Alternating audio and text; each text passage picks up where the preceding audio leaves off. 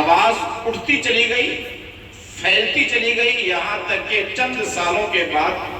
مکہ فتح ہوا اور اسلام کا پرچم بلند ہوا۔ وہاں سے لے کر کے پوری تاریخ آپ دیکھیں گے تو ہر دور میں حق اور باطل میں کشمکش رہی ہے۔ 1857 عیسوی کے بعد جب پورے ملک پہ یہاں انگریزوں کا قبضہ ہوا، جیسے ان کا قبضہ یہاں مکمل ہوا، ان کی ایک ہی کوشش تھی اور وہ یہ تھی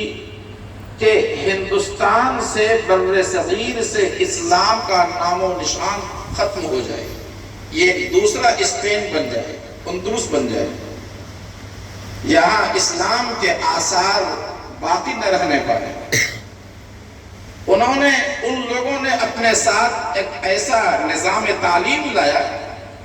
جس نظام تعلیم کو اپنانے اور اختیار کرنے کے بعد ایک مسلمان کا اپنے دین پر قائم رہنا مشکل ہو جاتا ہے۔ ان لوگوں نے بڑی کوششیں کی، وہاں ان کے زمانے میں، انگریزوں کے زمانے میں اسلام پر چوطرفہ حملہ ہوا، حکومت برباد ہوئی، پھر نظام تعلیم برباد ہوا، پھر اس کے بعد اسلامی عقائد و نظریات پہ انہوں نے حملہ شروع کیا، اور حکومت کی سرپرستی میں، حکومت کی سرپرستی جب کسی فتنے کو ہوتی ہے تو اس کا مقابلہ بڑا مشکل ہو جاتا ہے۔ حکومت کی سرپرستی میں اس نظام تعلیم، یعنی جو اسلامی نظام تعلیم تھا، اسے ختم کر کے جو ہزاروں مدرسے محض دہلی میں پائے جاتے تھے، ان کو ختم کر کے، مسمار کر کے ان لوگوں نے اپنا نظام تعلیم یہاں لاگو کیا، اور پھر ہندوؤں کو، غیر مسلموں کو، عیسائیوں کو، اور جو سیاست میں پہلے پیچھے تھے،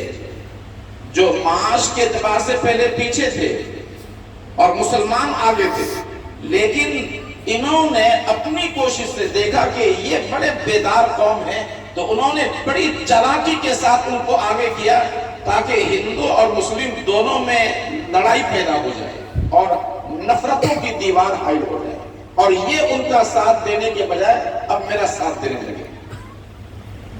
چنانچہ 1876 میں میرا خدا شناسی کا جو ایک عظیم الشان ایسا مناظرہ تھا، عیسائی بھی مبلغین تھے اس میں، غیر مسلم مبلغین بھی تھے اس میں، حضرت مولانا محمد قاسم نانوتوی رحمت اللہ علیہ کو بلایا گیا تھا تاکہ اسلام کی حقانیت ثابت کرے، غیر مسلم کو بلایا گیا تھا تاکہ وہ اپنا مذہب ثابت کرے، عیسائیوں کو بلایا گیا تھا تاکہ وہ اپنے مذہب کی حقانیت ثابت کریں۔ وہ ایسا ماحول بنایا گیا تھا تاکہ کسی بھی طرح یہ دب جائیں اور ان کا مذہب آگے بڑھ جائے، یا عیسائی مذہب آگے بڑھ جائے، ان کا تفوق قائم ہو جائے۔ پنڈت دیانند سرسوتی، انہوں نے 1877 میں جو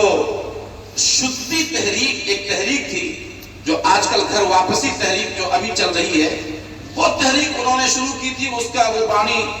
تھا، آریہ سماج کا وہ بانی تھا، انہوں نے بہت سخت مخالفت کی اور جگہ جگہ مناظرے کیے۔ اس اسلام کو مٹانے کے لیے ہر طرف سے چوطرفہ حملہ ہوا، سکھوں سے مقابلہ تھا، وہاں غیر مسلموں سے مقابلہ تھا، وہاں عیسائیوں سے مقابلہ تھا، حکومت سے مقابلہ تھا۔ اتنے آپ تاریخ پڑھیں گے تو ایک دم سے ایسا محسوس ہو رہا تھا کہ اب اسلام کا یہ ٹمٹماتا ہوا چراغ پتہ نہیں کب یہ گل ہو جائے گا، لیکن اس کی جڑیں ہمیشہ مضبوط رہی ہے۔ اللہ تعالیٰ نے فرمایا ہے قرآن کریم میں جگہ جگہ کہ اسلام کبھی ایسا تو ہو سکتا ہے کہ یہ حالات کے اعتبار سے محسوس ہوگا کہ اب یہ چراغ بجھ جائے گا، لیکن چراغ بجھے گا نہیں، بلکہ یہ چراغ کبھی کبھی اللہ ایسے حالات پیدا کرتا ہے مسلمانوں کو جھنجھوڑنے کے لیے، لیکن یہ چراغ جب جلایا گیا ہے توحید کا چراغ اور اسلام کا چراغ، تو قیامت تک یہ چراغ جلتا رہے گا اور اس کو کوئی بجھانے والا نہیں ہے۔ وہ جو چوطرفہ حملہ ہوا تھا حضور کے زمانے اقدس میں، اس کی جھلک میں نے بتائی آپ کو انگریز کے زمانے میں،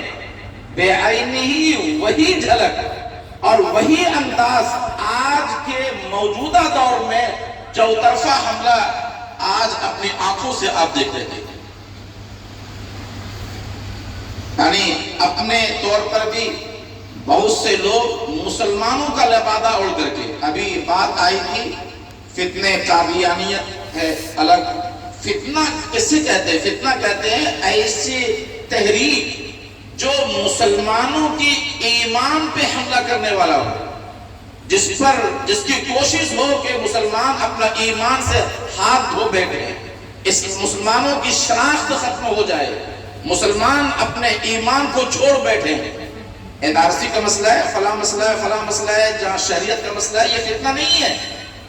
یہ مسائل ہیں، مشکلات ہیں مسلمانوں کے لیے، لیکن فتنہ یہ ہے کہ انسان اپنے ایمان کو کھو بیٹھے۔ تو فتنے قادیانیت ہے، فتنے فیاضیت ہے، فتنے شکیل بن حنیف ہے، فتنے گوہر شاہی ہے، کتنے ایسے فتنے ہیں جن کا ہم بھی نام نہیں جانتے، آپ بھی نہیں جانتے۔ ہر صبح جب سورج طلوع ہوتا ہے تو اپنے ساتھ ایک نئے فتنے کا روپ لے کر کے طلوع ہوتا ہے۔ تو یہ اسلامی لبادہ اوڑھ کر کے، قرآن کا نام لے کر کے، حدیث کا نام لے کر کے غیر مسلموں کی اہل باطل کی تنظیمیں وہ الگ کوششیں کر رہی ہیں کہ مسلمان اپنے خصوصیات کھو بیٹھے ہیں، اسلام کھو بیٹھے ہیں۔ ادھر پھر حکومت سرپرستی کر رہی ہے ان تمام تنظیموں کی۔ اگر کوئی ہماری بچی، ہماری لڑکی اگر وہاں پردہ ہو کر کے اگر یونیورسٹی میں جائے، اسلام میں کوئی درسگاہ میں جائے،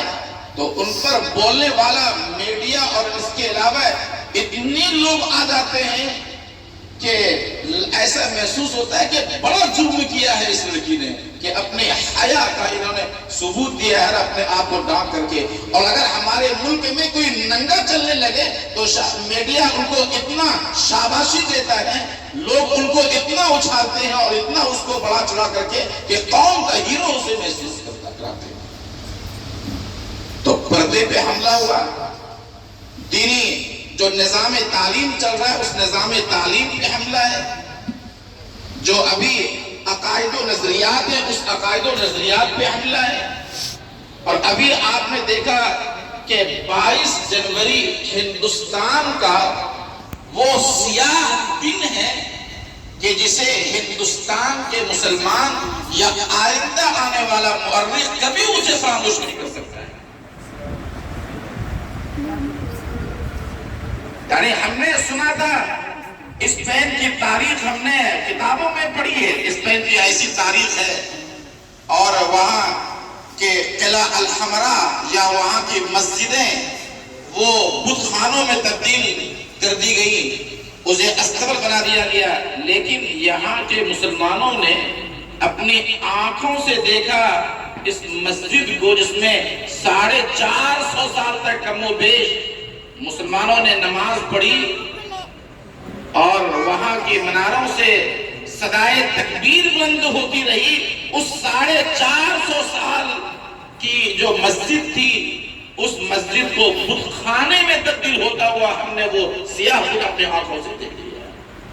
اور محض طاقت کی بنیاد پہ سپریم کورٹ کے سارے شواہد کے باوجود، سپریم کورٹ کے فیصلے کے باوجود، یہ کہنے کے باوجود کہ یہاں مندر نہیں تھی، یہاں کوئی کبھی ایسا نہیں ہے کہ مندر کو توڑا گیا، کبھی ایسا نہیں